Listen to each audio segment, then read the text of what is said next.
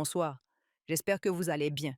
Je prévois un voyage vers le Togo prochainement et j'ai besoin de votre aide.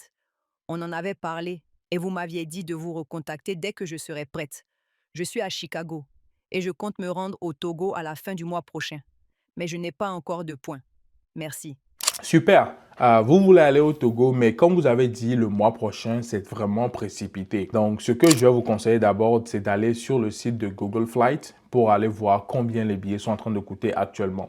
En général, maintenant, ces temps-ci, les billets sont entre 1400, 1800, 2000 et des fois plus. Si tu peux trouver quelque chose entre 1400 et 1800, franchement, ce sont les meilleurs prix actuellement. Alors, je dirais saute dessus.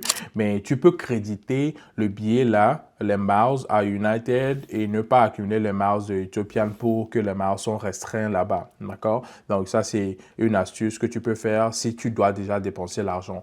Mais si tu avais plus de temps, ce que moi je te conseillerais, c'était plutôt de prendre une carte de crédit et mettre tes dépenses que tu fais déjà tous les jours dessus. Prenons un exemple. Si tu prends la carte de crédit de Chase Sapphire Preferred actuellement et il te demande de dépenser 5000 dollars en 3 mois, si tes dépenses de tous les jours te font 5000 dollars en 3 mois. Quand je parle de dépenses, tu as le loyer, tu as tes dépenses de Costco, Sam's Club, le supermarché, les enfants doivent manger, essence, assurance santé, assurance voiture, assurance vie. Tout ce que tu fais comme dépenses, tu peux mettre sur les cartes de crédit. Il y a toujours un moyen de pouvoir mettre tes dépenses sur les cartes de crédit et tu arrives à accumuler ces points. Maintenant, ces points de Chase Sapphire Preferred, tu peux toutefois transférer vers United Airlines. Et chez United Airlines, tu peux voyager depuis Chicago pour aller au Togo en voyageant sur United et Ethiopian Airlines et tu dépenses 49 500 l'aller en éco et pour le retour, la même chose. Donc, tes 100 000 points vont couvrir cela. Ou soit, si tu veux, tu peux faire juste l'aller en éco et pour le retour, tu peux faire en business class et dépenser 88 000 miles, mais